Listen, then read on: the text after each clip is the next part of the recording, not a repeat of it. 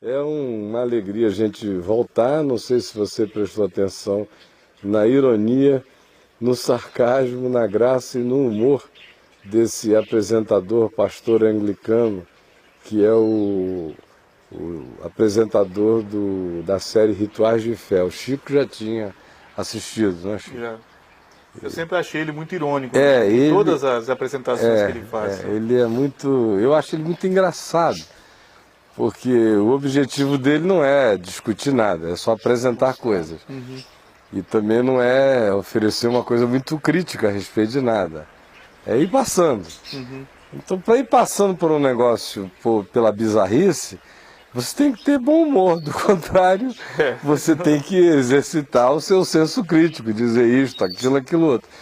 Mas ele não, ele transformou aquilo tudo em sorriso, nos risos irônicos que dizem muita coisa a respeito, ou naquelas brincadeiras. Nesse aí, o coitado recebeu uma ameaça de morte lá de uma bruxa, e foi num outro para ver se o carro dele iria se arrebentar mesmo, né?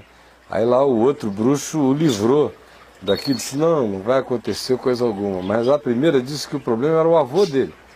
O avô dele é que, em toda a série, já acho que é o 8º programa desse tipo, ele fala dos problemas emocionais e afetivos dele, que ele não dá certo com mulheres, porque é quase inevitável a relação entre ritos espirituais e romance, né?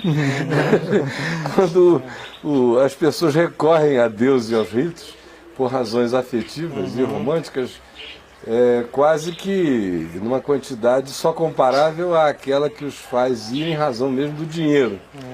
Mas acho que em segundo lugar vem ali soluções afetivas e emocionais. Em qualquer São Paulo tem uns religião da postes, né? Restitua a pessoa amada. Restitua. Ontem eu vi anteontem, eu, Adriana, Helena, Matheus e Juliana no carro, vimos um assim, mesa branca unicasal. Aí eu falei, bom, eles agora chegaram na era da utilização já da nomenclatura espírita branda, que é mesa branca, exato, para poder propor a macumbaria vírus do unicasal, né? Porque os mesa Mas isso era um anúncio de uma igreja ou de um centro mesmo? De uma dona, de um centro, tá. alguma coisa assim. Mas os mesa branca devem estar se sentindo, os espíritas kardecistas, não gosto. do mesmo jeito que um presbiteriano histórico se sente em relação ao neopentecostal, né? De bagunçar a coisa séria que tinha aqui. Mesa branca unicasal é uma heresia contra o kardecismo. Uma heresia da outra. Então, assim como a gente acabou de rir, o carinha usa o mesmo recurso ali. Ele sai, ou acho que eu estou de mal com meu avô, tenho que resolver o problema com o vovô, não posso ficar sem conversar com o vovô, afinal de contas meu avô já destruiu o único relacionamento importante que eu tive, todos os que eu tenho ele acaba com eles, e agora está querendo me fazer morrer num acidente de carro. Preciso conversar com meu avô. Mas ele deixa tudo assim, vai levando. Por isso eu acho que essa série é extremamente divertida. Quando ele passou pelos Estados Unidos da América, foi interessante. Um dos lugares onde ele sentiu o maior mal-estar que eu vi foi num desses cultos hoje aqui na África, que começou ele achando até que parecia uma igreja pentecostal, neopentecostal. Quando chegou lá na hora de um sacrifício de animais, o estômago inglês embrulhou, né? E aquele excesso de espírito civilizatório, matar o animal. Aí ele saiu. Mas a outra vez que eu vi num desconforto brutal foi num culto desses de televangelistas. Acho que foi numa tenda? Flórida, uma coisa assim. Parecia que era uma tenda? E um cara da televisão. Acho que esse eu cheguei a ver. Mundos e fundos. Uns pedaços dele. E depois ele entrevistou o sujeito. Foi a única vez que eu vi ser deselegante. Porque ele normalmente ouve qualquer besteira, vai tolerando tudo, só diz, faz aquela cara de espanto brincalhona, mas com sarcasmo enorme. Mas ali não, eu acho que, como era uma coisa que trabalhava no nível da frequência dele, era um cristão evangélico, fazendo e falando aquelas loucuras. Aí ele confrontou. O espírito dele ficou muito ofendido. E aí eu ouvi pela primeira vez ser grave com alguém, dizer alguma coisa e depois chegar e dizer, não, eu não estou aguentando isso aqui. Eu suporto muita coisa absurdo. Pesada por aí, agora isso Para aqui eu ver não isso estou aqui. aguentando não. Está me fazendo um mal insuportável, eu vou me retirar desse rito. E era um rito evangélico, desses bem pesados de exploração.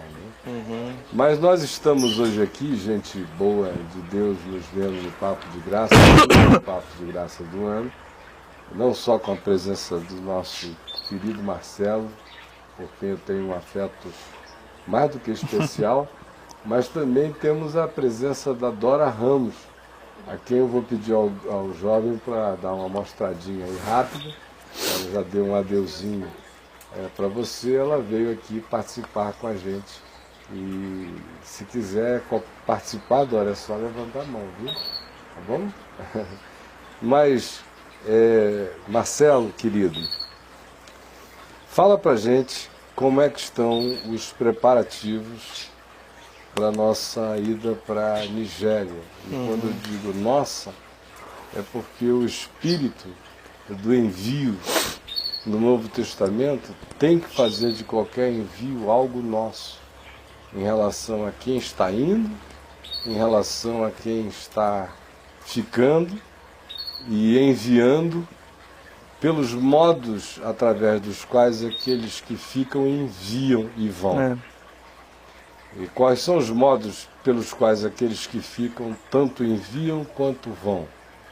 Número 1 é a oração que se solidariza mesmo, que no sentido espiritual os ordena em nome de Jesus e em nome de quem não está podendo ir, mas vai neles, se apostoliza no outro. Né? Segundo, era o compromisso neotestamentário de contribuir, e que Paulo não deixa equívoco a respeito. Se quem envia, vai no que pode e no que tem, com o outro.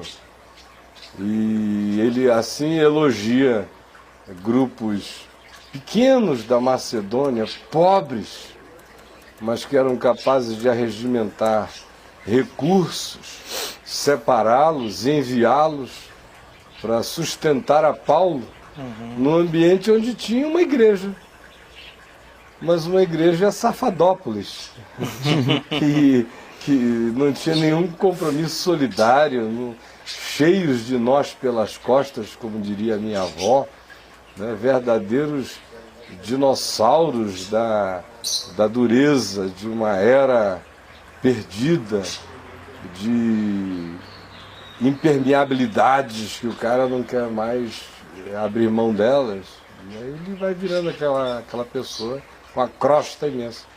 Era preciso que gente da Macedônia, pobre, fizesse aquela contribuição, ou que Paulo dissesse, eu vou trabalhar com as próprias mãos, mas eu aqui não tenho nada a implorar a ninguém. Então, um outro modo de, em não indo, se ir e se fazer enviado junto com os que vão, é esse de dizer, eu vou ficar aqui, mas vou contribuir. Como se dizia no tempo das grandes missões no mundo, a expressão é vou segurar a ponta da corda. Não é? Que é aquela expressão clássica não me lembro agora qual foi o missionário, um desses aí da linha do Livingstone, de um desses, eu irei... Charles Finney? Foi o Finney. Acho que sim. Eu irei desde que eu descerei no buraco desde que me segurem as cordas. E aí virou uma expressão clássica para dizer, olha, eu não posso ir, mas vou segurar a corda. Significava dizer que o cara estava se comprometendo a contribuir financeiramente, segurar a corda. E o terceiro modo é realmente ganhar a certeza absoluta espiritual de que nós todos somos corpo. E a expressão do corpo acontece assim, não é? Esse é um momento em que a parte do meu corpo que mais se visibiliza é a minha boca. Nesse momento aqui no Papo de Graça. Aí tem gente que só me vê ali falando, eu acho que eles pensam que a minha vida é um papo de graça. Que se a Adriana sentar aí eu vou ficar falando, tal, vou contar para ela o papo de graça. Eles não sabem como a minha boca fala muito quando eu estou falando. Quando eu não estou falando, eu sou quase um monge trapista de silencioso. Eu ouço a beça em casa, aprecio muito o que os outros estão dizendo, mas o meu corpo trabalha mais em outras áreas, nesses outros momentos. Quem me vê agora aqui, como esse cara fala, aí como fica gravado e as gravações ficam passando, parece que eu passo 24 horas falando, né? Eu não suportaria. Mas consciência de corpo é a mesma que eu tenho em relação ao meu todo. Esta é uma hora da minha boca.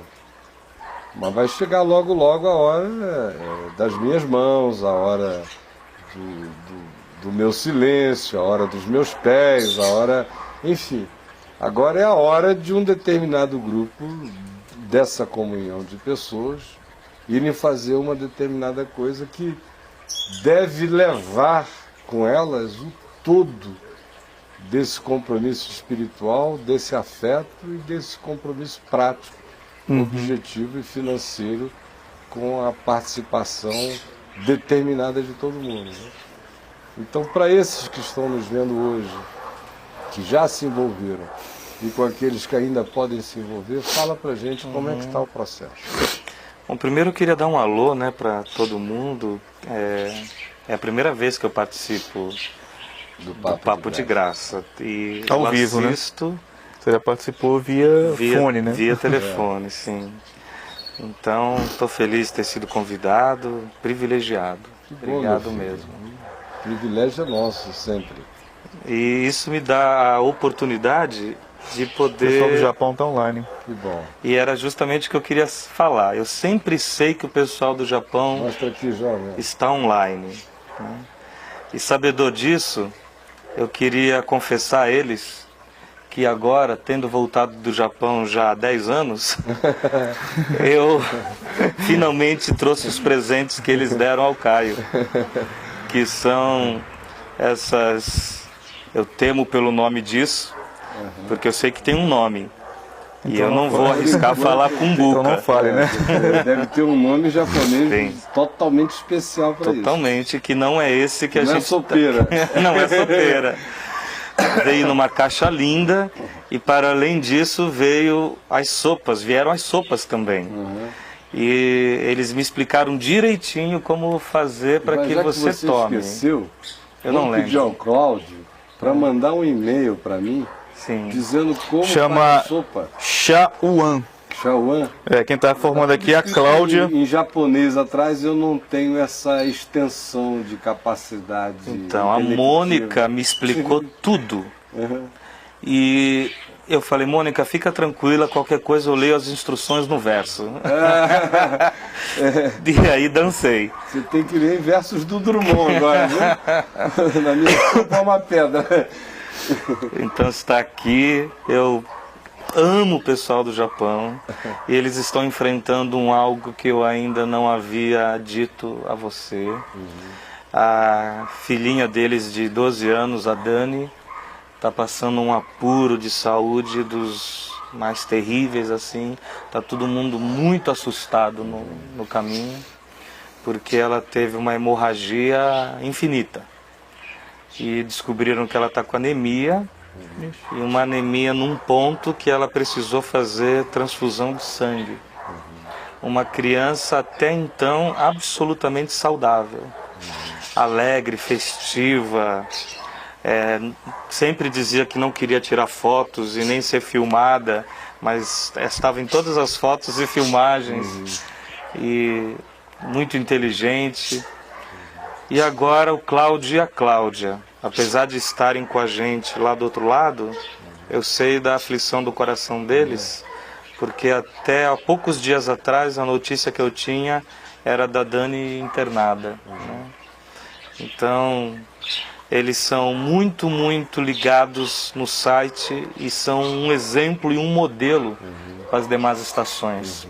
que, como se constituíram muito longe de nós, aprenderam a ficar bem perto de nós. Esse é um fenômeno extraordinariamente real, e comprovado por mim no curso dos anos.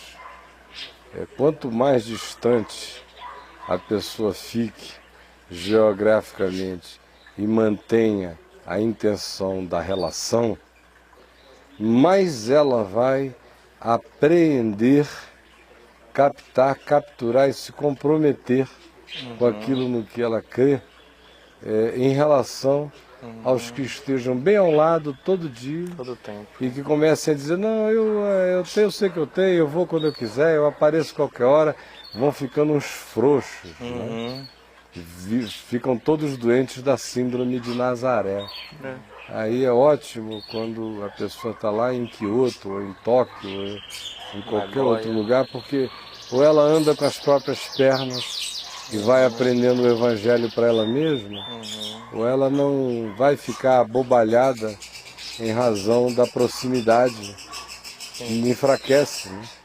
É como os filhos de pais que têm heranças a deixar, grandes e poderosos em geral, viram os playboys bobos, né? Sabem que tem tanta segurança, tanta sombra, tanta proximidade, perdem o guts. E aí ficam esses bobões. Por isso é que os órfãos continuam a ser os que movem o mundo, e os distantes continuam a ser os mais próximos. E essa é uma realidade descrita no Evangelho. Eu, quando vejo gente assim que convive muito comigo, eu oro todo dia por essas pessoas, porque, em geral, eu sei que são aquelas que vão fazer o caminho psicológico dos que dizem, não, eu estou tão perto, tão perto, tão perto, que eu posso ficar à vontade. Ou então tem uma outra coisa, que é o cara que diz assim, que só quer resolver porque ele te conhece, e ele está perto, ele só aceita resolver as coisas se for com você. Sim. Aí, isso aí, nesse caso, eu sou o pior inimigo de tudo que eu faço. As minhas coisas que mais dão certo são as que são feitas por aqueles que não são tão amigos meus, historicamente falando. Porque os que têm muita amizade histórica, você, não, eu não vou falar com o Chico, eu não vou falar com não sei quem, eu não vou falar com o Beltrano, só vou falar com o Caio. Afinal de contas, sou amigo do Caio a vida inteira. Antes de existir Caminho da Graça, eu sou. Então, aí conclusão, eu não tenho tempo para isso tudo. Se eu tivesse, eu teria, mas eu não tenho. Engargala os processos. Então, uma estação como essa do Japão, o Cláudio, das 2 vezes que esteve aqui, e você via a boa vontade mesmo, a disposição, né?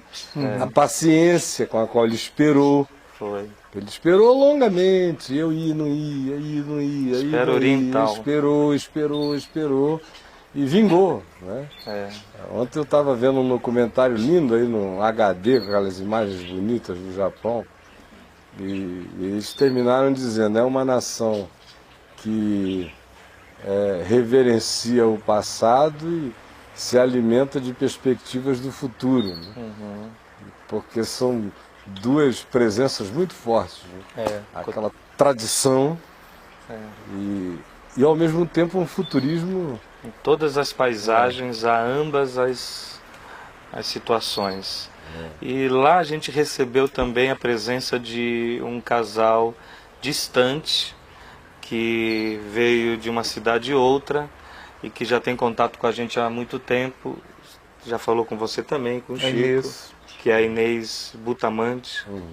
A Inês tem o marido dela peruano, tem uma filhinha, tem um amor assim por você em relação à fé dela. Ela entende você como pai espiritual do que foi gerado nela. E ela mandou um documentário emocionado, chorando e grato para você por tudo que você fez. E a Inês está sabendo agora que o documentário ainda está em casa, mas eu prometi que assim que tivesse pronto e editado, eu traria para você. Né? Me manda que eu ponho no ar aqui no Papo de Graça. Sim, não, é porque o que acontece também é que as pessoas lá pensam que aqui a gente vive colado, que a gente vive junto e que Brasília e Santos é um pulo. Né? Então entrega isso aqui pro Caio. Aí olha, isso aqui entrega pro Caio, isso aqui fala pro Caio. E a gente mal se vê e se fala pouco também. Né? Então, eu queria mandar esse abraço para Inês também lá no Japão, em todos os lugares. Eles fizeram uma rifa agora, na semana retrasada, e a Inês está abrindo, né, começando uma estação na cidade dela, e fizeram uma rifa na estação do Cláudio, venderam coisas entre eles mesmos, arrecadaram R$5.000 e depositaram para a Nigéria. Que beleza. Então, para além disso, ficaram com todo o material que eu levei e que eu sempre levo a todas as estações que a gente vai. Mas como aqui tem os downloads possíveis, assim, que tem lá também, né? Mas é outro espírito. Outra né? coisa, o cara quer ter o negócio ali na mão. O brasileiro quer levar vantagem. Oba, deixa eu fazer o download, imprimo aqui e tiro cópia. Ainda tem gente que vende o download, né? Agora, graças a Deus, existem ainda culturas de valor, de integridade, né? De raciocínio básico. De querer comprar, para ajudar também. Então aqui o Chico está me dizendo que a Dani, a criança, está melhor com as hemoglobinas já aumentadas. Também está dizendo que na Alemanha tem gente vendo, apesar de a gente não ter estação constituída, isso não significa nada, isso é de menos. É tudo gente da dispersão do Evangelho, não é? E acerca da Nigéria, Caio, eu já estou tão nigeriado que eu já estou lá, né? Eu não estou mais aqui. Isso aqui é só meu corpo. Eu vou passar agora esse período descansando com a minha família num apartamento que arranjaram pra gente em Copacabana. E vamos virar o ano em Copacabana. Já estão lá? Vamos agora, assim que eu voltar, dia 26. É um eu bate vou estar lá dia 26 e dia 27. 27 eu vou estar pregando na Catedral Presbiteriana de manhã, às 10 horas, e viajo para cá às 13, para estar à noite aqui no La Salle, domingo que vem. Então, domingo já não estou na estação, é o Jojó que vai pregar, orar pela Nigéria. E eu vou ficar do dia 26 até o dia 31 em Copacabana. Vão ter os fogos e na sequência já vamos para o aeroporto, né? Porque é no dia 1º o embarque para Madrid e então para Lagos, cidade grande no sul da Nigéria. Agora, Lagos não é nosso destino, o nosso destino é a sudeste da Nigéria, num estado chamado Akwa Ibom, ao lado de um outro estado grande chamado Calabar. Que são os lugares das principais ocorrências. E finalmente as ONGs locais, tanto quanto as ONGs inglesas, resolveram, assim, estão animadíssimos com a nossa ida. Saíram daquele estado de desconfiança, de incompreensão do que se tratava. Tiveram reuniões em Londres com o Léo, os ingleses se convenceram, mas os nigerianos se mantinham reticentes, com medo da gente ir, deixar problema e ir embora. Até que os nigerianos se encontraram com o Leonardo e ficaram felizes da vida, viram o nosso Novo Testamento, viram o que a gente quer fazer com os pais, viram que nosso alvo são os pais das crianças. Que nós não estamos lá para ir ao encontro de lobos, nós não estamos levando nenhum atirador de elite para detonar os causadores e mantenedores do dilema todo. Que a gente vai procurar reunir em algum auditório qualquer, em tendas ou em igrejas, pais e mães da comunidade, com a expectativa única de que, em nome do Evangelho, eles percam o medo dos espíritos com as quais eles são constantemente ameaçados, caso não se submetam ao exorcismo constante das crianças. Porque não é uma vez não, são meses de exorcismo. Para justificar o ganho, há um trabalho de 7 a 8 vezes de vela queimando no corpo da criança, de neném sendo rodopiado, de os pais indo às sessões o tempo todo, que também garante a frequência à comunidade religiosa. E daí que o Gary... Evangélica pentecostal, né? Evangélica pentecostal, neopentecostal. Daí que o Gary, o inglês da Stepping Stone Nigeria, que é uma ONG laica, o Gary está animado e ele escreveu agora para o Léo, tomando a iniciativa de escrever. Dizendo: Léo, desculpa, não estou no lugar sede agora, eu estou na capital, Abuja, que é longe. E nesse caso eu não estou conseguindo providenciar pousada para vocês. Eu vou dar um jeito de lhes deixar bem próximo ao lugar da ocorrência. Lugares esses aonde o próprio Gary, que foi à Nigéria só para concluir a tese de mestrado sobre as sociedades em volta das regiões petrolíferas, e quando chegou lá, viu aquilo lá e acabou a vida acadêmica dele, acabou tudo, e resolveu se dedicar àquilo ali. O Gary disse que pediu perdão, disse que vai tentar fazer a viagem para estar conosco ao menos 1 ou 2 dias, que providenciou alguém que vai fazer com que a gente fique bem do lado do negócio, e que também tem um outro alguém que vai nos fazer excursionar pelas igrejas do bem e pelos pastores, que ele mesmo não sendo da religião, os pastores identifica como gente do bem, né? Identifica como gente do bem e que trabalha já contra estas coisas. Então eu queria conhecê-los para poder lhes pedir o ambiente, o auditório, e daí fazer uma grande chamada, uma chamada tal qual os pastores caucasianos fizeram no passado, uma grande chamada de fé e milagre, para uma concentração, reunião de pais da comunidade nas igrejas tal. Uma tenda dos milagres. Uma tenda dos milagres, para acontecer o maior dos milagres. O pai Marcelo está chegando aí. Então nós vamos anunciar. Aquela vestimenta, viu, de eu já branco, tenho com ali pra Jesus ele, aqui tem na até umas frente. encomendas. Você tem que... Vou estar aqui enviado, indo, segurando de todo o coração. Agora me traz um chapeuzinho deles, viu? Trago.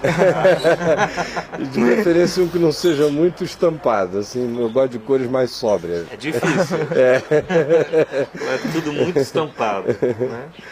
Mas eu queria, Caio, poder lhes pregar com autoridade, com humildade, numa igreja, num lugar qualquer, onde os pais se reunissem.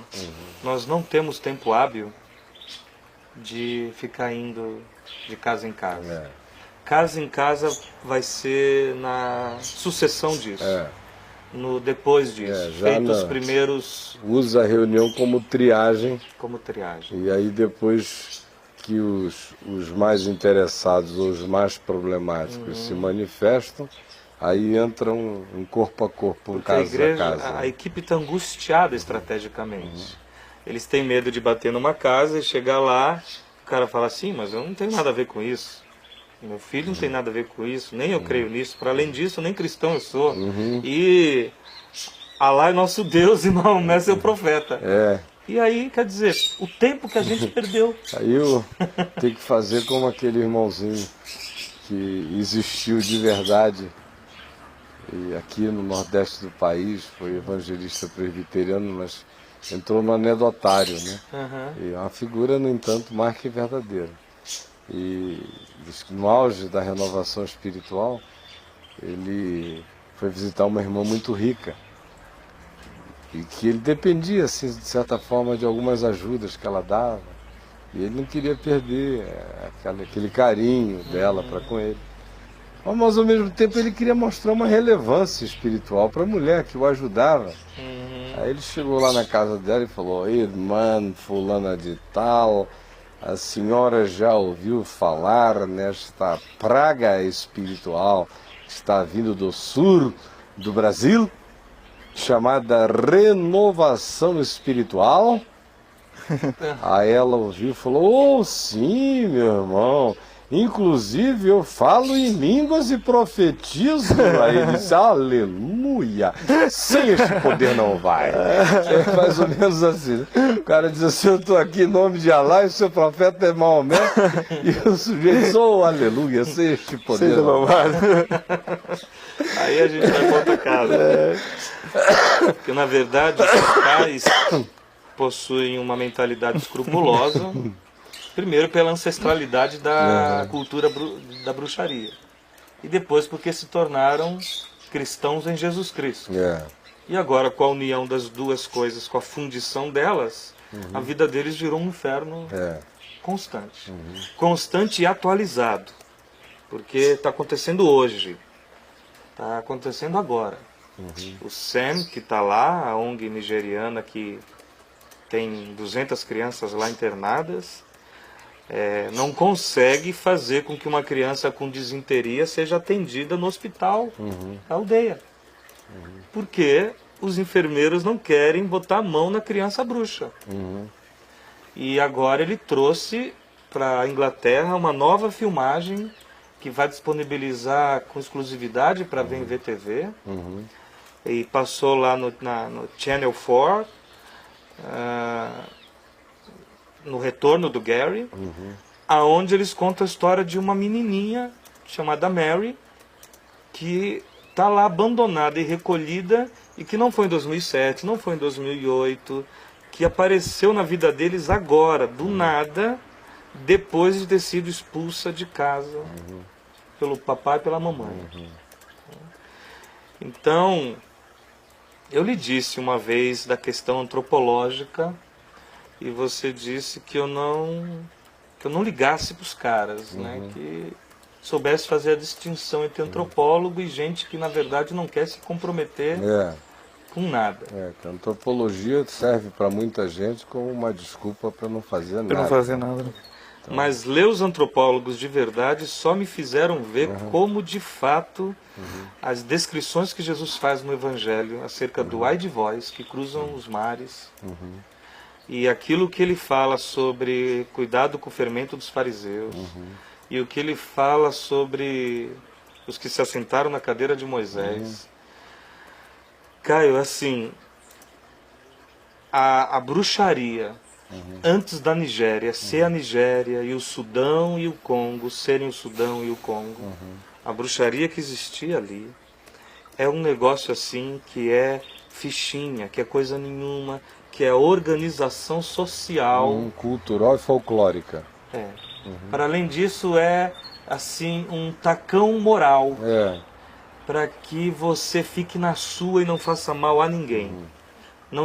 Eu li então o Evan Pritchard, que é um belga. Aquele dia eu falei aqui, se você me permite repetir, Claro. porque eu falei muito rápido. Mas quando fui ler um antropólogo de verdade, o cara que passou 10 anos lá, vivendo entre eles, quando eles ainda eram tribos pré-colonização britânica e francesa, é impressionante o que ele fala. Ele diz que a bruxaria não tem nada a ver com Deus e com o diabo para eles. Tem a ver com o fato de que alguns de nós temos uma substância bruxaria no ventre. E nós podemos ter conhecimento disso ou não, e que isso é hereditário. Sendo hereditário, passa de pai para filho. E a pessoa pode agir voluntariamente quando ela inveja o vizinho, como ela pode agir involuntariamente. E que geralmente os espíritos dos bruxos, eles saem sem o consentimento do consciente do bruxo, saem dele pela madrugada, atravessam as paredes e vão de noite fazer o feitiço necessário a deixar o outro na pior. Então, quando alguém sofre um problema qualquer na vida, eles são altamente supersticiosos. Eles, na hora, não é indubitável, é efeito de bruxaria. Então ele disse, o Evan Pritchard falava assim, um celeiro cai, é uma ocorrência normal. Alguém vai dormir depois de uma colheita e cansado, depois do almoço ele cochila e dorme. É uma ocorrência normal. Mas o celeiro cair exatamente sob o cidadão que resolveu usá-lo para um cochilo, não é uma ocorrência normal. É fruto de uma bruxaria contra aquele cidadão. Que eles não podem conceber, como Jesus dizia acerca do Da torre. morrereis Da igual. Se não vos arrependeis, todos igualmente perecereis. Né? Deus que é Deus até da casualidade, eles não concebem isso. Então este moço estava lá e o Evan Pritchard falava, gente, mas esse celeiro ia cair a qualquer momento porque os fundamentos dele estavam horrorosos. Primeiro vento ia levá-lo. E eles dizem, é verdade. O primeiro vento ia levá-lo. E este cidadão estava cansado de trabalhar e encontrou o celeiro para descansar. Eles também concordam com isso. O que não lhes cabe na cabeça É o timing, né? é o timing. Exatamente. Não existe timing nessa hora. Não cabe. Daí a família do morto vai procurar o bruxo. Era o que eles faziam. Para que houvesse vingança, mas vingança assim, os anciãos das tribos diziam, podeis vingar-vos. Porque está confirmado Que era bruxaria. que era bruxaria. Mas quem? Aí depende da quantidade de inimigos que o cara fez. Então, um cara que é mau caráter, que trai as esposas, que maltrata os vizinhos, que inveja a colheita dos demais, este cidadão era o primeiro a ser levado para o ancião, como o provável feiticeiro. Daí que existia o oráculo de veneno. O oráculo de veneno são galinhas, aves de todos os tipos, e quando não tinha galinha, pegava uma outra. As galinhas lá, não sei como se extinguiam, porque todos os dias muitas galinhas eram usadas por oráculo de veneno. O oráculo de veneno, o ancião recebe um dinheiro para prestar esse serviço. E aí Um estímulo, né? o antropólogo belga dizia que ele pegava a galinha, abria o bico dela, colocava muitas sementes, fazia um milk com ela, chacoalhava a galinha e soltava. Mas antes, o vitimado, ou a família dele, já dizia, o nome é esse. Ellen Ukpabio. Aí ele ia lá. Se a galinha sai andando e ciscando numa boa, meu amigo, você trouxe o nome errado. O cara não se conforma, pastor. Ele vai lá. Agora, outro nome. De um outro vizinho. E eles, por conta disso, moravam muito distantes uns dos outros. A colonização confundiu demais os Azantes. Porque fizeram com que eles passassem a morar muito pertinho. Aí não tinha galinha Não tinha. que durasse com tanta inveja, tanta proximidade, muita inveja. Porque a maioria absoluta delas rodopiava e pá! Tombava, caía morta. Coitadinha. Despebuchada. Depois de ser rodada para todo lado, a milkshake, querem que ela saia andando. A galinha diz, pelo amor de Deus. Não dá, não. Ela morria dramaticamente. Não bebi nada, mas me sacudiram toda. Né? Não, ela morria dramaticamente pelo efeito da semente.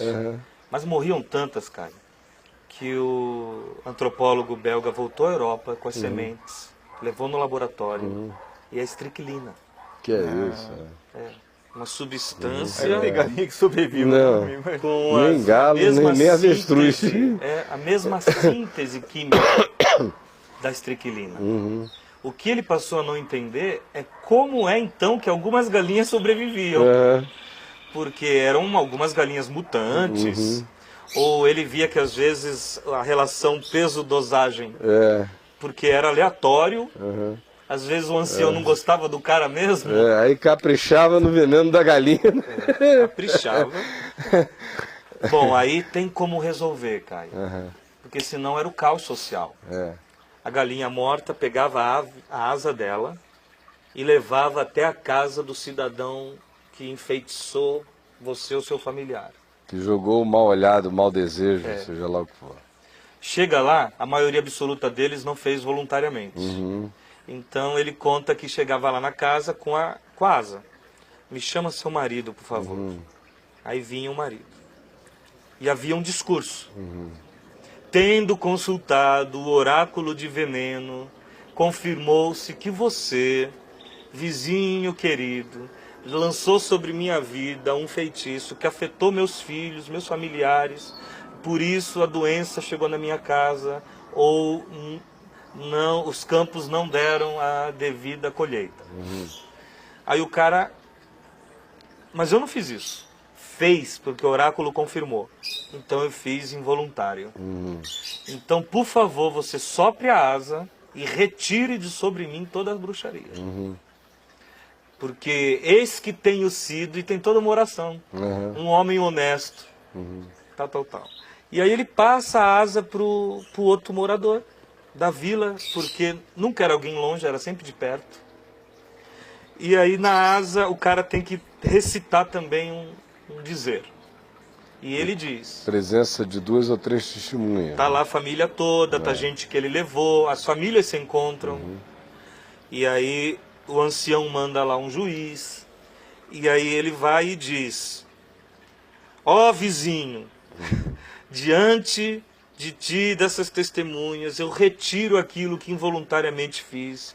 Não tive a intenção. Minhas esposas aqui são testemunhas de que sou bom marido, de que sou honesto, de que não roubo a plantação alheia, de que cuido dos meus filhos. Então, sopra e devolve pro cara. Tinha que pedir uma arruda para fazer essa oração aqui em Brasília. Soprar os panetones. Sopra. Mas, Marcelo... Caio, eles se abraçam e se despedem. Alguns são bruxos, gostam de ser bruxos.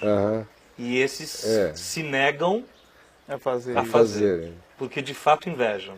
Acaba que o ritual é redentivo nesse sentido para eles. É né? como no livro de Números, no capítulo 5, o rito do sacerdote jogar o pó na água e fazer a mulher beber, no caso do marido estar possuído por espírito de ciúmes, suspeitando de que a mulher estivesse traindo-o. Aí nesse caso, possuído pelo espírito de ciúmes, que não é uma possessão maligna necessariamente, às vezes mas é uma linguagem bíblica para dizer estando enciumado, e com aquela suspeição paranoica, sem meios comprobatórios, leve a mulher ao sacerdote. Aí lá, na presença do sacerdote, ela solta o cabelo, aquela coisa toda. Tem o rito, ele junta a poeira do chão, do altar, e joga na panela, e a mulher bebe a água. Se ela bebe a água, bebesse a água, e nada lhe acontecesse no corpo, ela não tinha feito nada. Se ela bebesse e as coxas descaíssem, ou o ventre, a tradução hebraica é meio ambígua, tem gente que vai para o ventre, tem versões que ficam na coxa, mas tanto faz. Se houvesse um descaimento nessa região tão eroticamente importante, e ela era culpada, senão ela era inocente. Mas só que a gente lê aquilo ali na Bíblia e fica pensando que foi uma designação de Deus a Moisés exclusiva. E não se sabe, do ponto de vista histórico-antropológico, a ignorância é grande, de como aquela era uma marca de culturas em geral na Terra. Israel não estava inaugurando uma era, não estava descobrindo nada e nem encerrou aquele ciclo. Ele continua presente. Que ciclo é esse? Se não um ciclo de estímulo, é um detector de mentiras psicossomático.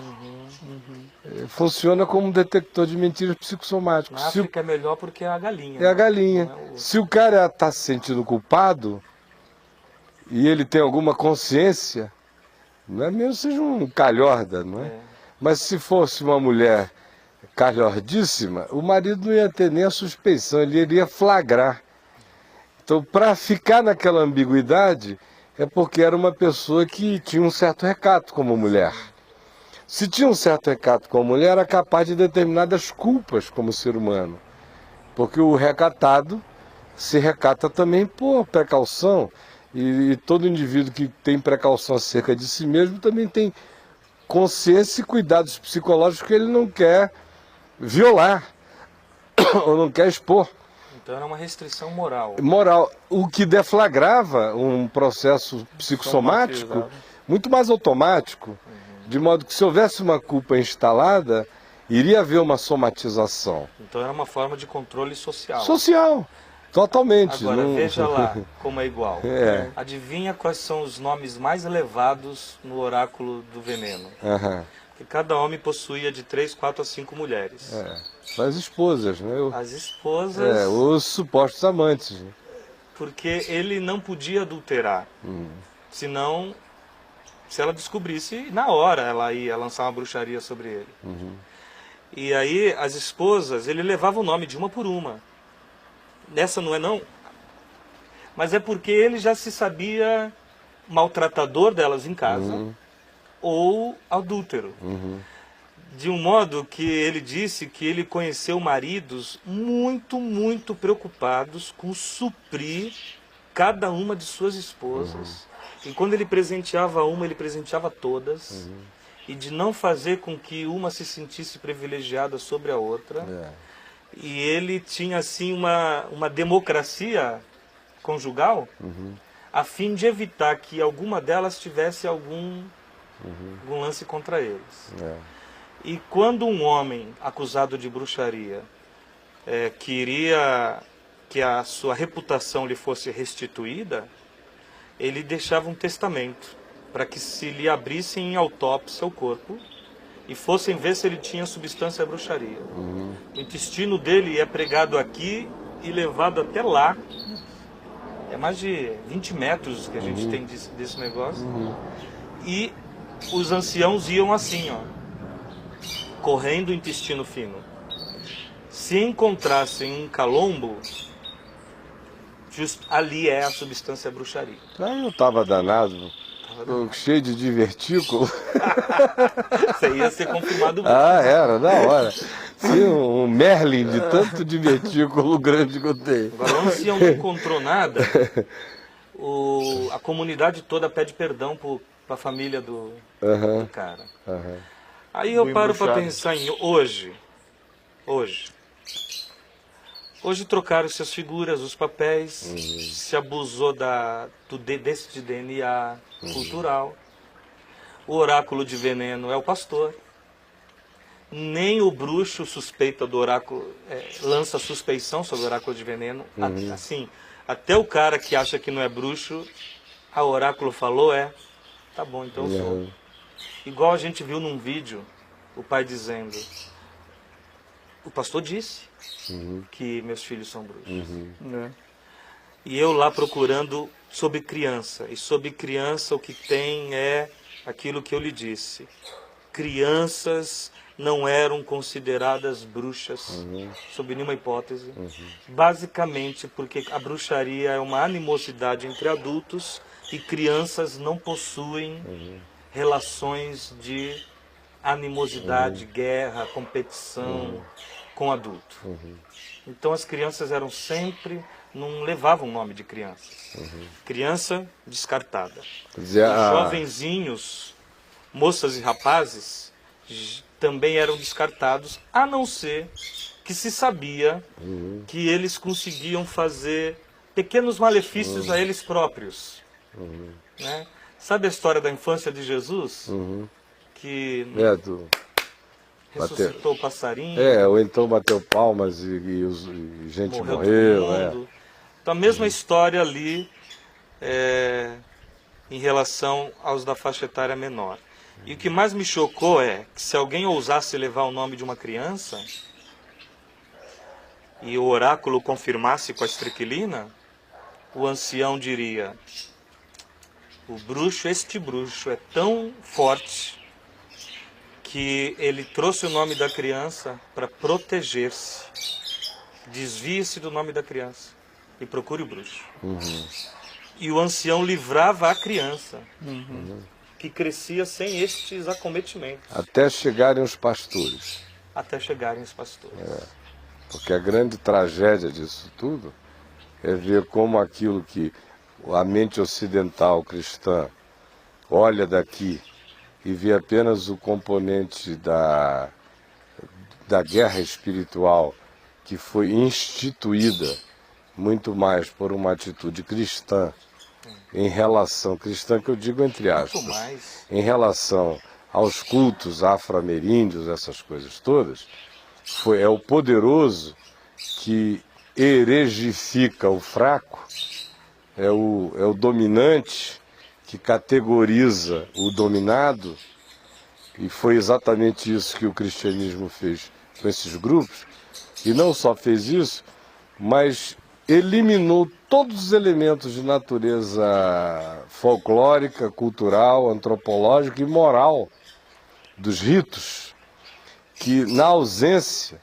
de uma consciência do evangelho funcionaram como um sistema de justiça, funcionaram como meios de equilíbrio psicossocial, funcionaram como agentes de harmonização ou de estabelecimento de balanço coletivo, e que foram subitamente demonizados de todo, porque o rito é diferente, porque o rito é extravagante, porque o rito fere os elementos estéticos da suposta civilidade ocidental, ou porque o rito difere dos ritos cristãos, sem que o cara tenha uma ideia de como a maior parte dos ritos cristãos são absorções sincréticas de cultos que, se eles conhecessem originalmente, eles iriam achar absolutamente macabros, mas uma vez que aquele elemento foi trazido para dentro do cristianismo e absorvido num pacotão que foi ungido por séculos, já se torna uma coisa absolutamente normal, como prática. No entanto, o olhar daqui para lá demoniza, bruxifica essa coisa e institui no lugar algo infinitamente pior, cumprindo o que Jesus disse que acontece quando o espírito missionário é destituído de consciência do evangelho e só carrega o farisaísmo das formas, do controle e da dominação, que é o cara dar 2 voltas ao mundo e faz um filho do inferno para fazer do próximo um prosélito, que se torna um filho do inferno 2 vezes pior do que ele mesmo. Então, o que você está dizendo ilustra de modo chocante como as bruxarias folclóricas dos povos, como o elemento autóctone produzido no caldo cultural dos povos, por mais que carregue os elementos de malignidade, não há cultura que não tenha suas malignidades, que não tenha suas poções, que não tenha as alquimias resultantes da inveja, do desejo, da cobiça, do poder, de qualquer coisa. E então, o próprio poder espiritual do medo. Do medo. Todas essas coisas estão presentes em todas as culturas humanas, estão presentes aqui, para todo lado nas igrejas evangélicas. Seus rituais de fé, né? Quais são as igrejas que crescem? São as que prometem libertação ou proteção sobre estas coisas, ou prometem que você ali vai deixar de ser caldo e vai virar cabeça, ou prometem que ali você sai da boca do sapo, ali qualquer coisa, mas tem que ter uma ligação com esse tipo de vinculamento. Por quê? E para além disso, tem o terror de sair dali. De sair dali Você tem perde que, tudo isso daí. tem que haver a proteção em algum outro Cobertura, lugar. né? Se descobre um santo, tem que haver a cobertura de um outro. Então o cristianismo funciona dizendo, olha, sai desse santo que o meu é mais forte. É mais ou menos assim.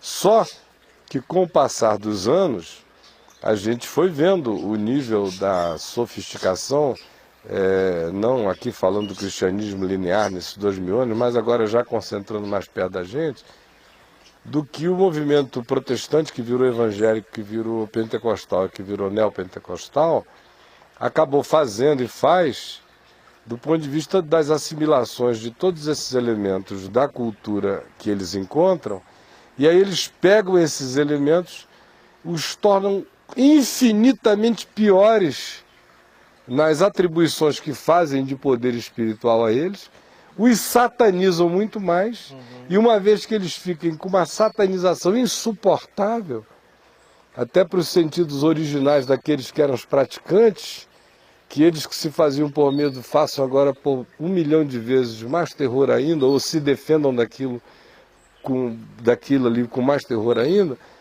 eles vêm, caem no colo dessa moçada, que são supostamente as novas coberturas de proteção, só que o preço que pagam é o encontro com algo que, se foi feito satânico lá, ampliado nas suas malignidades, por esse grupo agora prevalente cristão, esses mesmos indivíduos vão provar o resultado disso, porque tem que haver a manifestação exemplar. Se ficarem apenas anunciando que aquilo ali é maligno, mas eles não transformarem aquilo numa coisa exemplar, eles não vão introjetar aquele temor com aquela densidade e não vão gerar aquela dependência com aquela profundidade. Então, e como eles também têm que quebrar um elemento cultural já secular, que seria levar o ancião, o oráculo do veneno, tá ligado à galinha, eles têm que quebrar esse modelo e fazer isso ter outra convergência para outra simbolização. Não é o ancião, é o pastor, não é o veneno da galinha, é o discernimento pastoral que diz o pastor vira o oráculo. Todos esses elementos para substituírem uma cultura secular sem destruírem o que ela tem e usarem do que ela tem a força do medo nas mãos agora de terceiros que vão se aproveitar disso. Não só se tem que exacerbar esse terror lá, mas se tem que exacerbar a manifestação da punição aqui. Aí junta a vontade com a fome de comer na pior perspectiva possível, e é por isso que você reporta que antropólogos sérios dizem, antes da presença cristã, sempre foi assim que funcionou, mas funcionava como uma coisa que não tinha necessariamente nada a ver com Deus ou com o diabo, era um regulador de relacionalidades e era uma maneira diferente e exótica de estabelecer equilíbrio social. Agora chegam os cristãos, levam consigo um diabo que faz com que o elemento de sombra dessa cultura vire treva densa, e o elemento supostamente de luz dessa cultura se torne total ambiguidade. Total ambiguidade. A gente tem a real batalha e a real bruxificação de tudo. Que é essa feita em nome de Jesus. Para aqueles em que Jesus disse que deles é o reino. E que disse, olha, cuidado, porque se vocês fizerem um bichinho desse tropeçar, é melhor vocês amarrarem uma grande pedra de moinho ao pescoço e fazerem araquiri na África com a pedra que engulam a pedra. Desse tamanho, vai ficar mais fácil.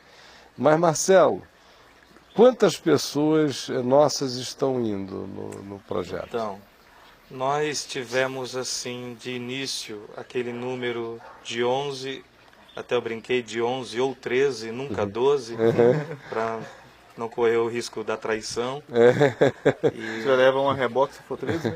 Ou já leva uma a menos ou uma a mais, né? Uma menos ou uma a mais. Ou leva Matias, Agora, ou tira um. Começou... Aí tem que consultar o oráculo do veneno para tirar um, né? Precisa tirar um. Mas não sobrou galinha. Não sobrou Sou galinha. pastor. Então comemos as Os galinhas? locais porque os brancos não estão mais. Uhum. Né? Não tem dinheiro, né? Uhum. Todo mundo diz, mas o pessoal fala da África do Sul. A África do Sul tem igrejas imensas, né? Uhum. A Nigéria tem igrejas imensas. A anglicana quer para si a estatística de 11 milhões de membros na Nigéria. A Batista tem universidades grandes. Acontece que aconteceu com eles aquela secularização que aconteceu com as igrejas tradicionais. Nos Estados Unidos, no Brasil. O Mackenzie, os metodismos que se tornaram acadêmicos. Então eles não querem saber disso, Caio, porque francamente isso tudo é muito feio, muito antiestético, né? Então não tem branco lá. Os brancos que tem são esses ingleses que não aparecem. O Gary não aparece. O Gary é um mantenedor da ONG nigeriana.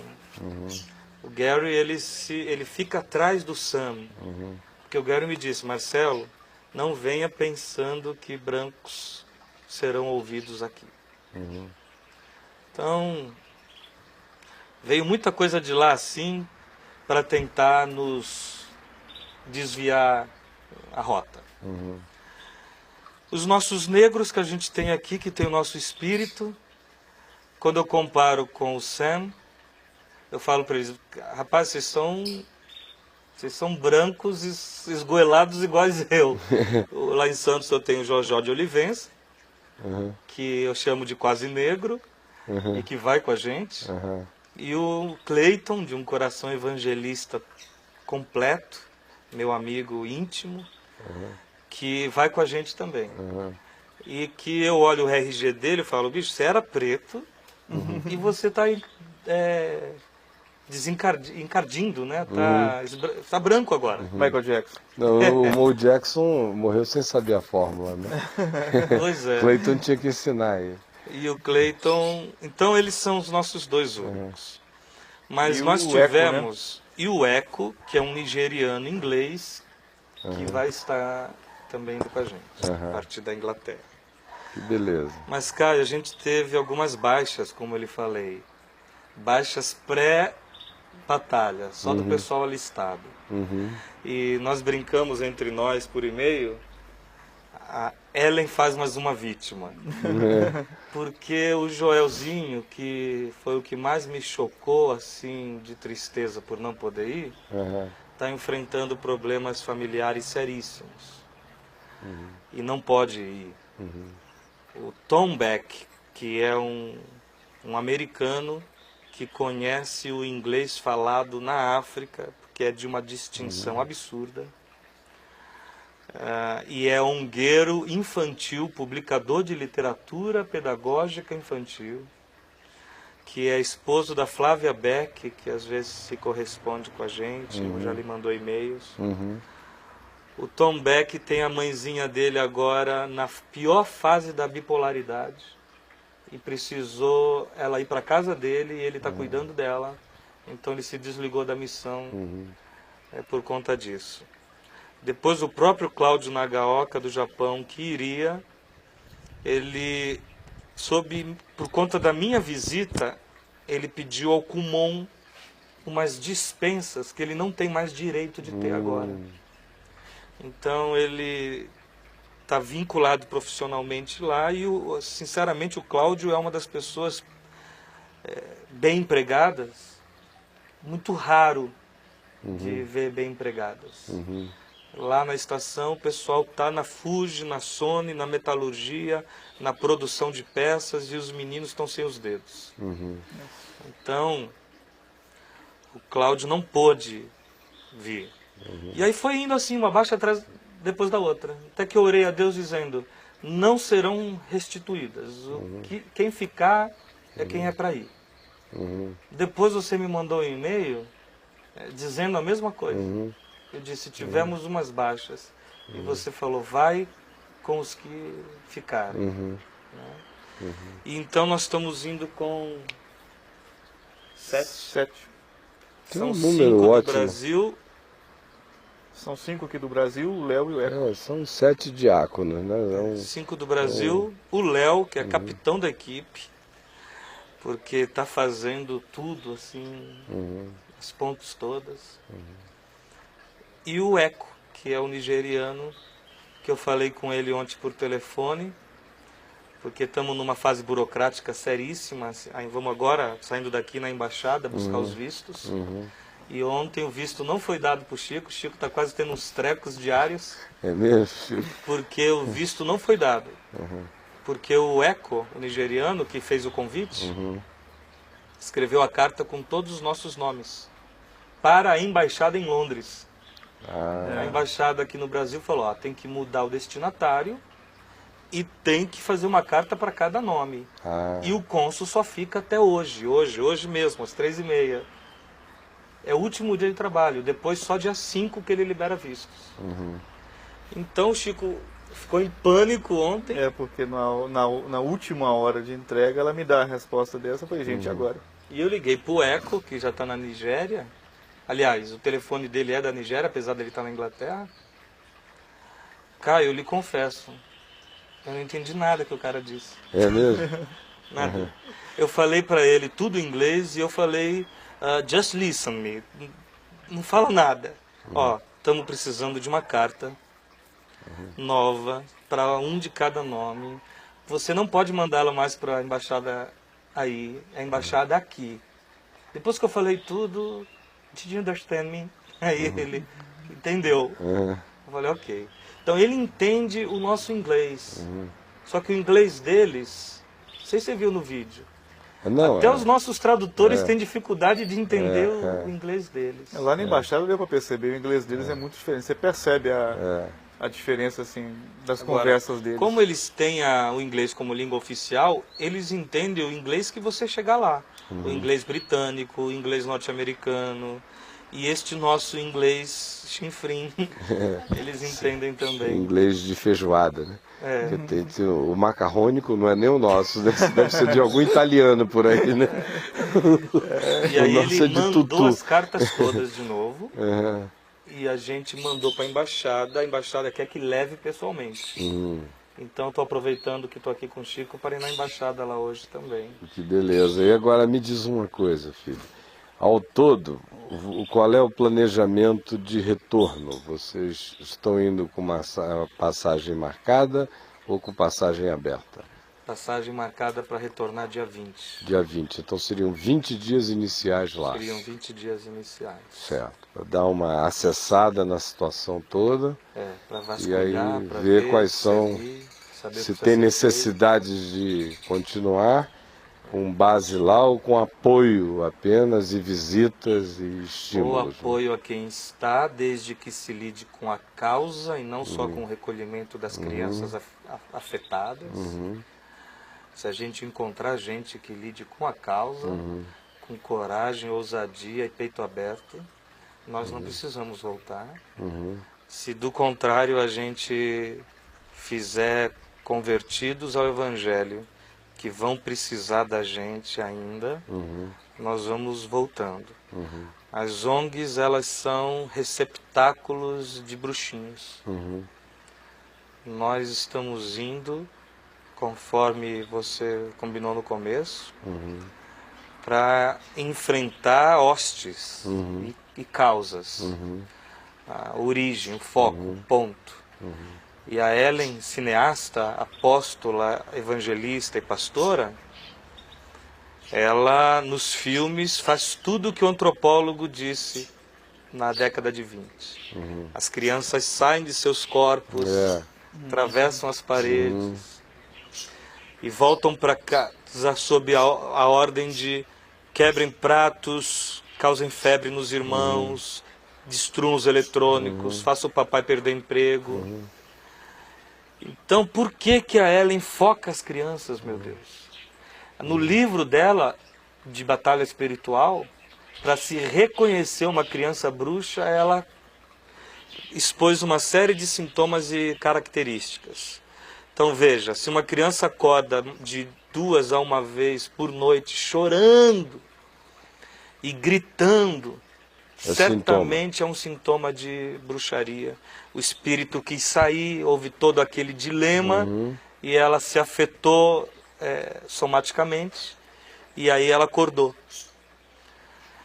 E aí uma outra coisa que a apóstola escreve é: se uma criança confessar que é bruxa, ela factualmente é bruxa.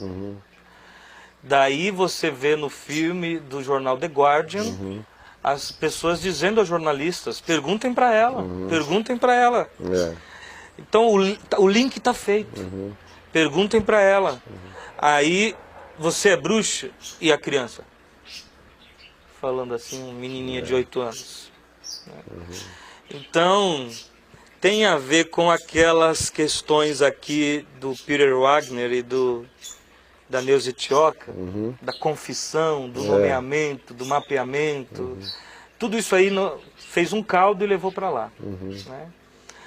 Agora, a Ellen foi acusada e não processada porque ela, ao contrário, processa as ONGs dizendo: se alguém provar que eu fiz algum mal contra alguma criança. Você podia chegar lá Procurar ela? e me verificar se a Helen, a Púbio, né? Se ela estudou lá pelo Fuller Theological Seminary, lá em Pasadena. Porque não é nada impossível. Se ela não estudou lá, ela recebeu alguém de lá. Ela tem a Porque Liberty tem muita Ministry. semelhança As influências com o também que estava claras, né? acontecendo no Fuller no final da década de 80, início da década de 90, que foi quando essa maluquice tomou conta do departamento de missões do Fuller. Havia 3 Fullers na década de 90. Havia o Fuller teológico, que era totalmente diferente do Fuller missiológico, e havia o Fuller ministerial pastoral. Então o pessoal da teologia estava nas elucubrações diversas e diferentes. O pessoal pastoral bastante concentrado em modelos de crescimento da igreja. Era um culto ao Paul Young Cho, que depois virou Davi Young Cho. E o pessoal missional estavam lá com aqueles cursos do Peter Wagner, acho que como é o nome do outro, meu Deus? Tô com a cara dele aqui na minha frente. Tinha umas aulas os cursos de sobrenatural.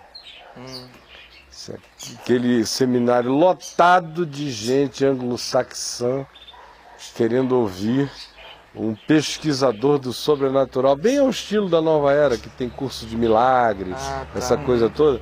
Então ensinando como é que o sobrenatural se manifestava, isso, aquilo e tal, aquele monte de gente anotando ali. Aí com os espíritos territoriais, aí foram caminhando.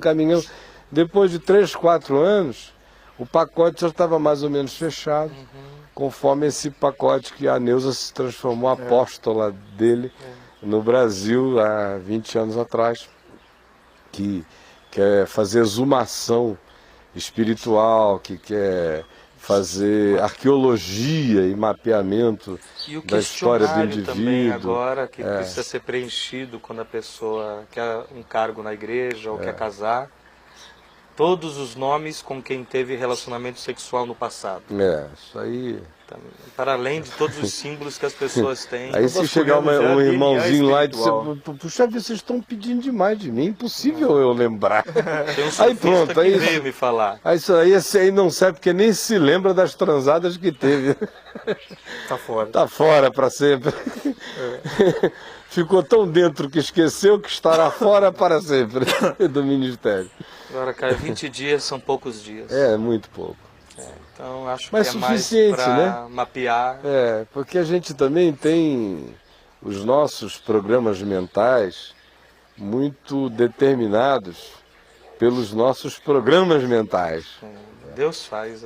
E Deus é surpreendente.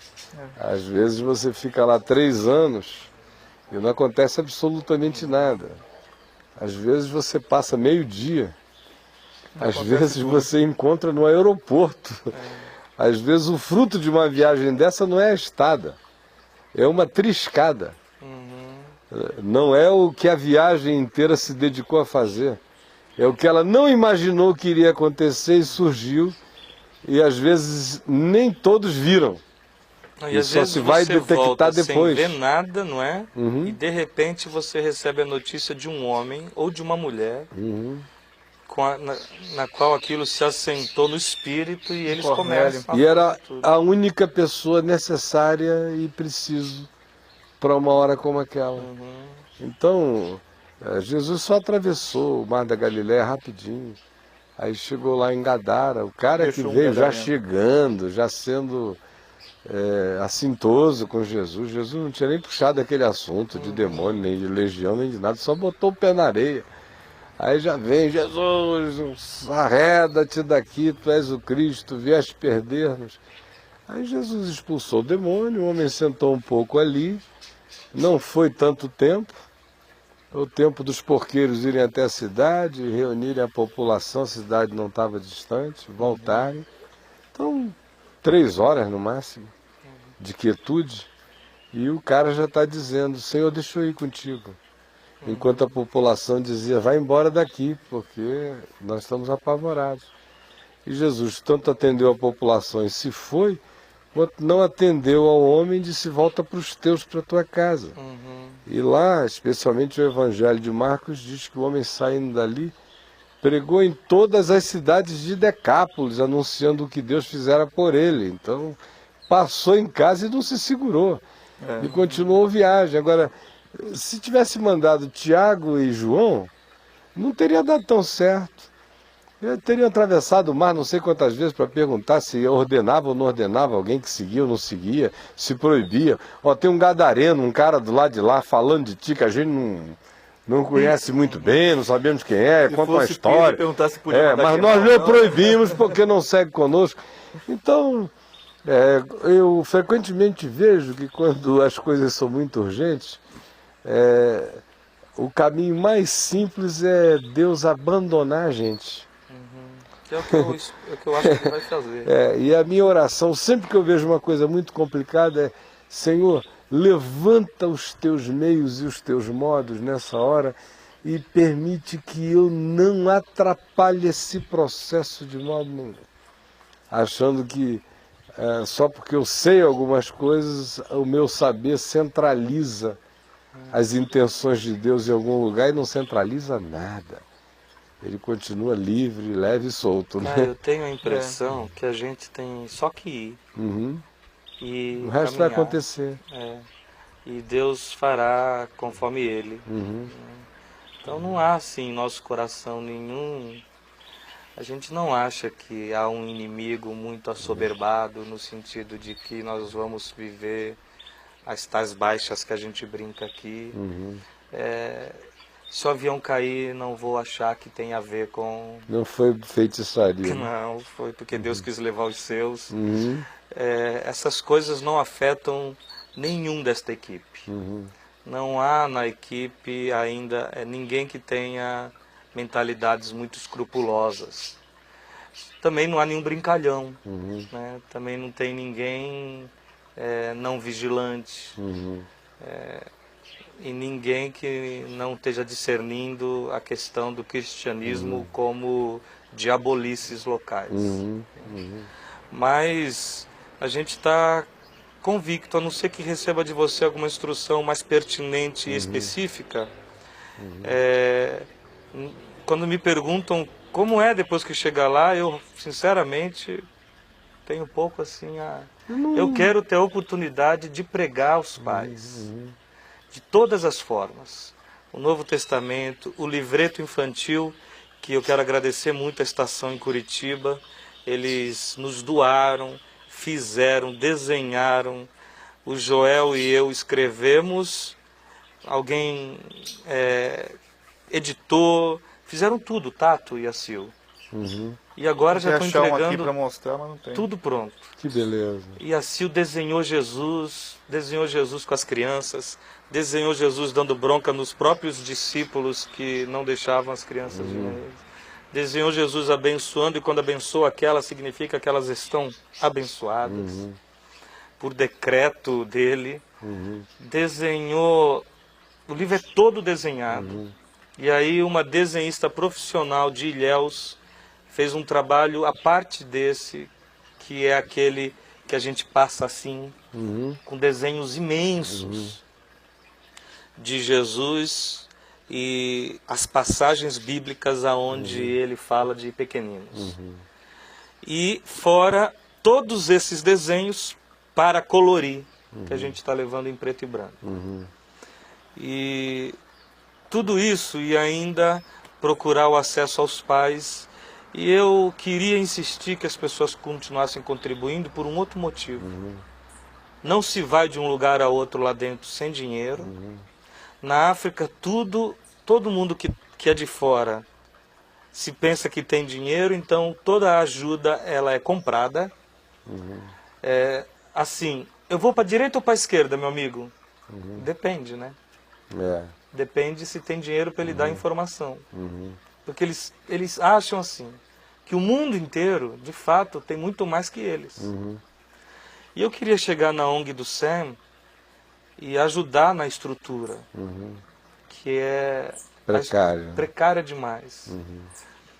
E o Gary e a Inglaterra vão produzir um filme para lançar em Hollywood, com todos os efeitos especiais muito melhores do que a Ellen faz.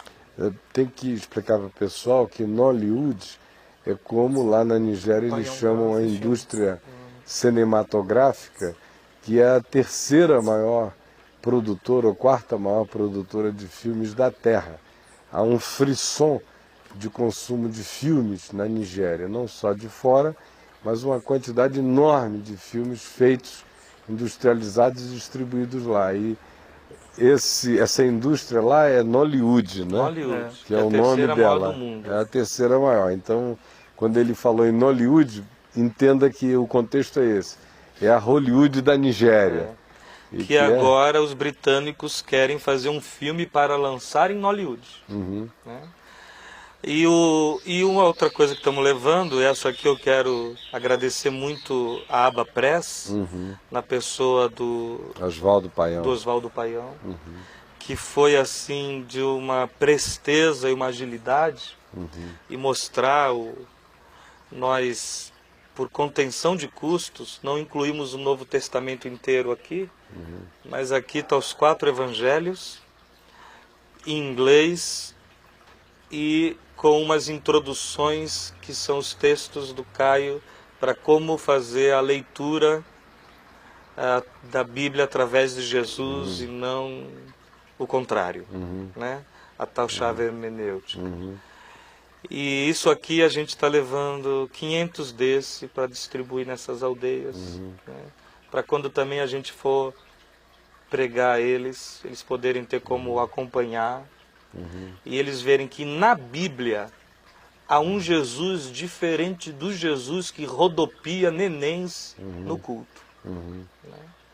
Então isso a gente vai ser muito enfático, não dá para ficar só triscando nesse assunto. Então minha gratidão ao Paião, né? Nossa gratidão, fez isso aqui a preço de custo. E mesmo o preço de custo a gente sabe que é puxado. Né? Nós temos hoje em torno de uns 40 mil reais. E é com isso que a gente está fazendo a viagem. Né? Eu queria saber, Tiago, aí dentro vocês têm ainda guardado no HD aquelas contas bancárias que a gente fez aqui, passou num programa especial de sábado? Da Nigéria não, né? Mas aqui no site, você que está me vendo agora de modo bem frontal, vá no www.caifado.com ou no blog do Caminho, que você tem lá as contas vigentes para as quais você pode fazer essa contribuição. Está no link Dossiê Nigéria, cara. Dossiê Nigéria, Isso. no site. Isso. Então vá lá, é facinho, está aí. Quem está na internet está no site também.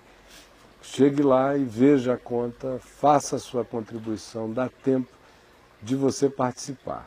E aqui com a gente tem guardado algum daqueles materiais que a gente passou naquele especial, filmes da Nigéria, também está lá já tudo no HD, lá na VMVTV, né? Senão eu iria pedir a você para dar uma uma rodada nisso. E aquele filme que eu apresentei aqui no dia que a gente fez aquele Papo de Graça especial, que eu gravei no HD, com umas cenas bonitas lá de Níger, acima da Nigéria um pouquinho. Tá aí? Naquele DVD ou não? É muito lindo, né? Hã? É um que fala sobre poligamia. Isso. Imagens maravilhosas, umas figuras humanas Ele já assim, está lindas, na parece. BBTV com aquele documentário já. Mas de repente alguém está assistindo a gente agora pela primeira vez, Caio. Eu posso aqui dizer a conta bancária do Caminho Santos. Por favor. A verdade é dizer duas coisas.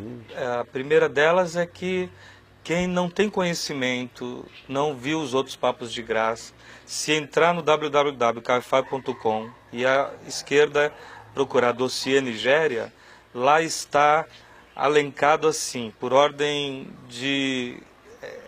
crescente de investigação jornalística. Tudo que nós recolhemos de dados, textos e vídeos. Então você pode ir acessando um por um. A partir daquele primeiro que o moço lhe mandou, um por um, até chegar no que hoje se dá.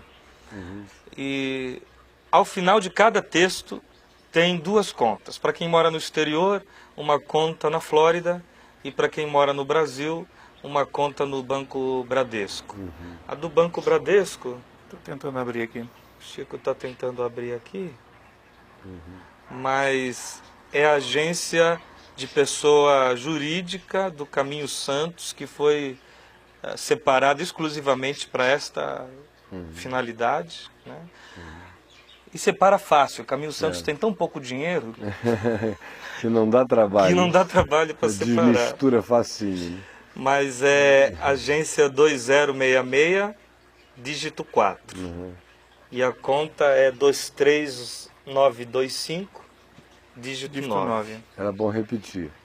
Então, agência 2066, dígito 4, e a conta 23925, dígito 9.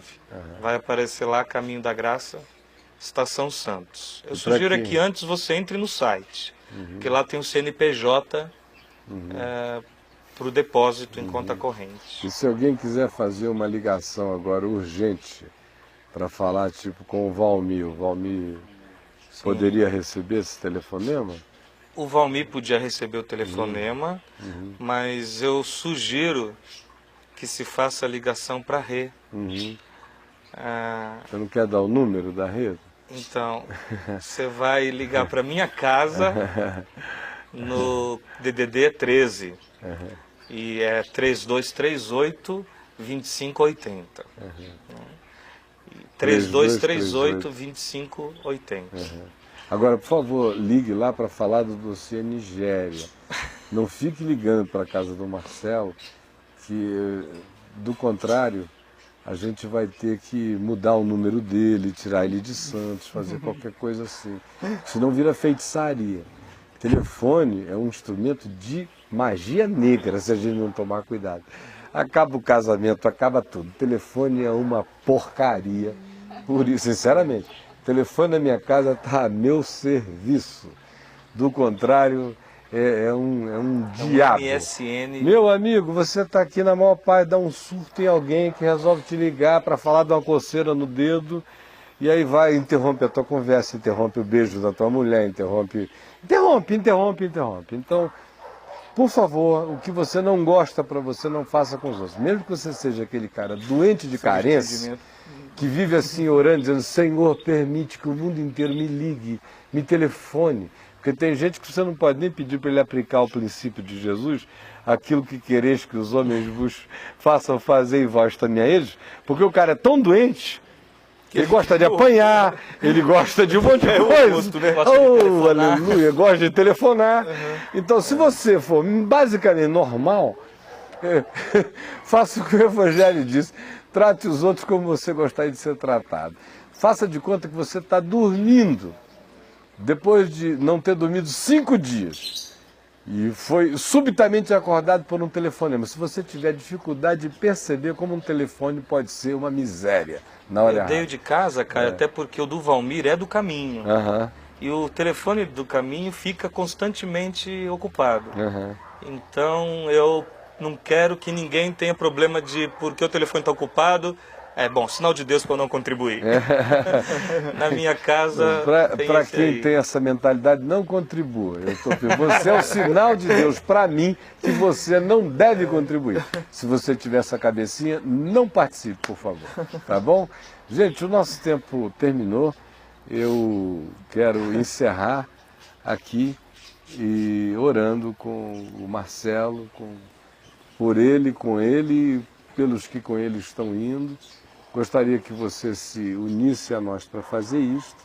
Mas antes, eu também quero dizer uma palavra de gratidão por este ano tão maravilhoso que Deus nos deu, de tanto trabalho, um ano cansativo e rico de tanta graça divina.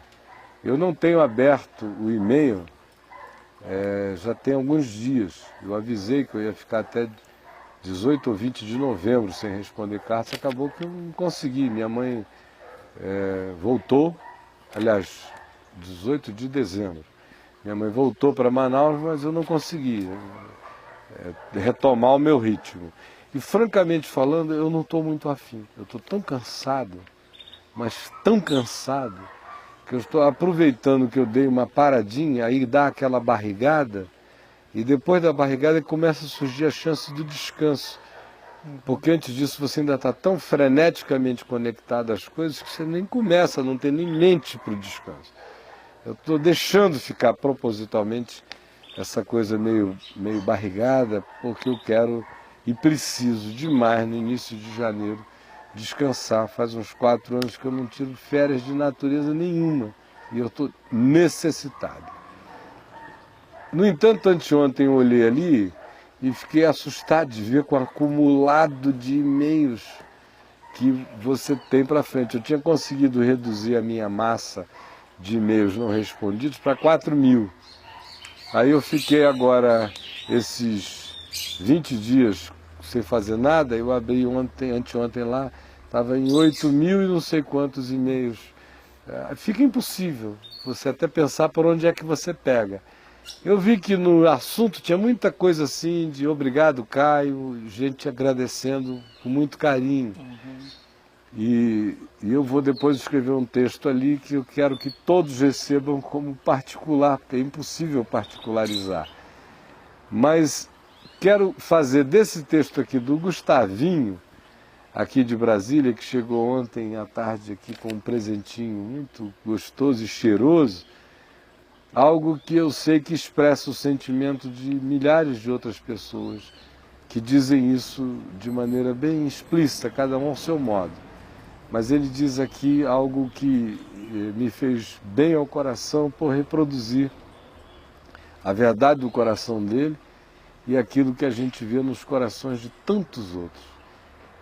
Junto com esses perfumes e sabonetes e essências, ele manda o seguinte: Pastor Caio e Adriana, esta pequena lembrança deixo em gratidão ao que tenho recebido mediante a pregação do Evangelho no caminho. Gostaria, Pastor Caio, que soubesse que o teu trabalho aqui conosco em Brasília tem rendido muitos frutos. Falo por mim, nunca soube bem como expressar minha gratidão. A começar daquelas conversas que tivemos na academia de tênis e por tua disposição em pregar no domingo e nas quartas-feiras. Muitas vezes, principalmente nas quartas, penso que pagaria caro para ouvir o que você nos oferece de graça. Acho que pegaria aviões diversas vezes apenas para ir, ouvir e voltar. Escolhi um presente cheiroso, porque isso foi uma das muitas coisas que você me despertou. Internalizar o olfato com mais atenção, desfrutar a bênção dos sentidos e dos ambientes em que estamos.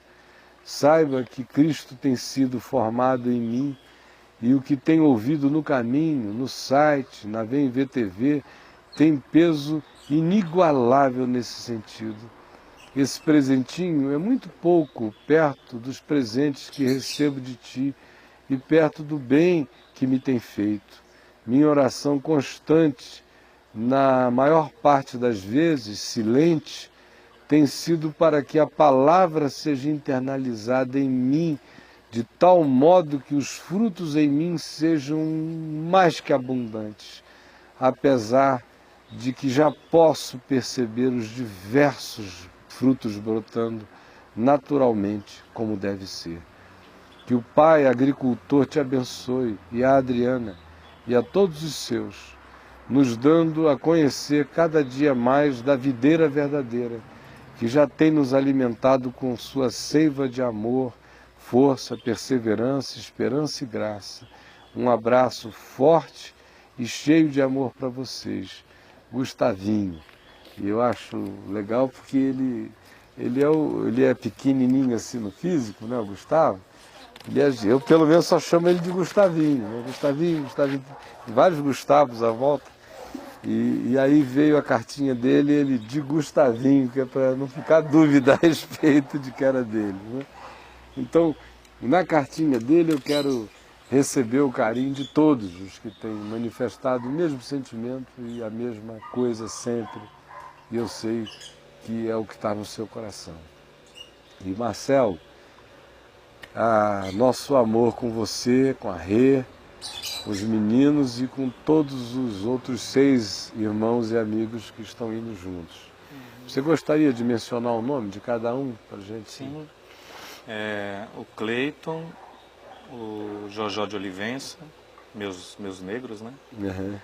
O Leonardo de Londres, junto com o Ecó, nigeriano, e o William, daqui de Brasília,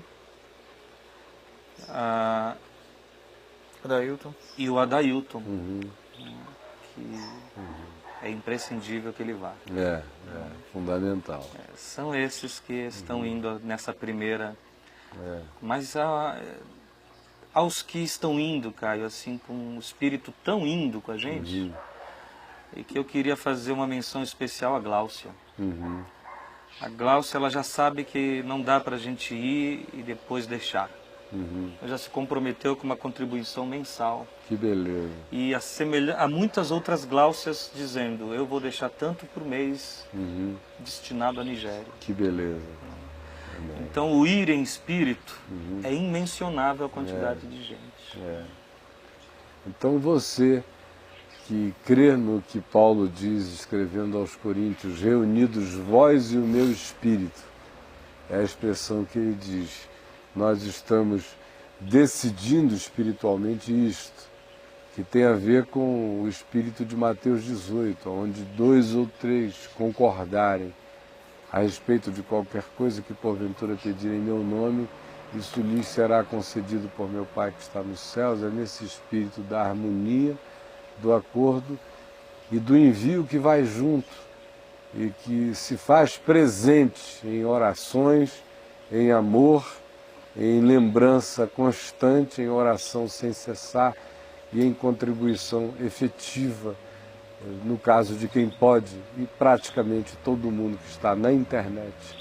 A internet é um veículo que já deixa mais ou menos claro que se o indivíduo está nela, de algum modo ela pode, com exceções muito pequenas, mas ainda é tão elitista, por mais que você esteja numa lan house, mas intelectualmente falando você já faz parte de uma elite, por mais que você não queira, por mais que você esteja duro, você já faz parte de uma elite que acessa a internet, de modo que o próprio recurso intelectual que faz você ir a uma lan house, acessar a internet, se conectar a um site como esse e fazer parte de um programa como este, dá a você um capital intelectual que não deixa você ficar isento do compromisso de participar só porque você não é meio apertado.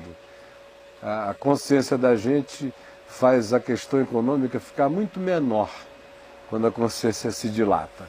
Quando ela não se dilata, o cara pode ser o Bill Gates, ele vai fazer uma oferta de R$300 e vai achar que ajudou bastante, porque afinal de contas, o que ele ganhou em troca? Ele é um homem acostumado aos toma lá da cá. Então, você que crê, que mesmo não indo, está se unindo aos que vão, una-se agora a nós em oração e vamos orar juntos mesmo. Senhor Jesus, eu te agradeço muito pela vida do Marcelo. E porque ele não hesitou um minuto em atender aquele desafio, à subteza daquela carta que me chegou e a angústia revoltada que me produziu. E obrigado porque ele, ao ler, não se sentiu incluído apenas porque ele faz parte de um processo histórico no caminho, mas porque o coração dele se identificou com a causa verdadeiramente. E eu quero pedir que tu faças recair sobre ele aquela promessa de Paulo a Timóteo, de que aqueles que assim exercitarem-se na fé, nesse serviço, nessa diaconia, arregimentarão para si mesmos muita ousadia e intrepidez na fé.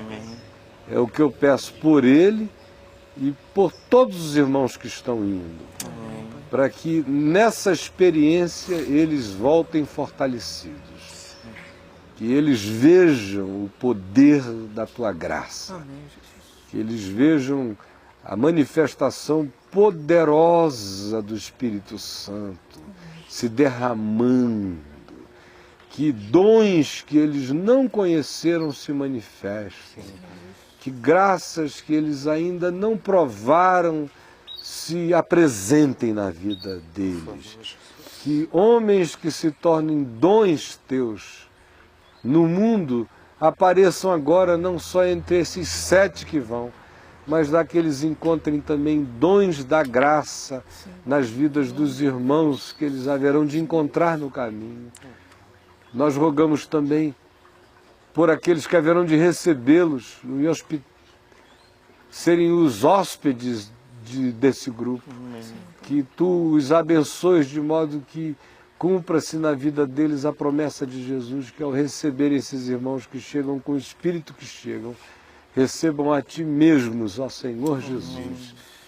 E rogamos por todas as famílias que serão visitadas, pedindo que tu abras o entendimento dos pais, que tu geres e produzas sonhos genuínos do Espírito Santo, provocando, molestando, constrangendo, incomodando, que haja uma coincidência desta ida com um movimento invisível do teu Espírito, produzindo aquilo que mão humana alguma pode produzir, que nasça de dentro deles, que sejam sementes plantadas à noite pelo Espírito Santo, que as portas se abram pelas manhãs com rostos desejosos de receber, e que as crianças sejam as maiores beneficiárias, e que haja resultado e fruto, não só aqueles que nós atribuamos à imponderabilidade deste movimento, mas permite que haja aqueles que sejam bem palpáveis,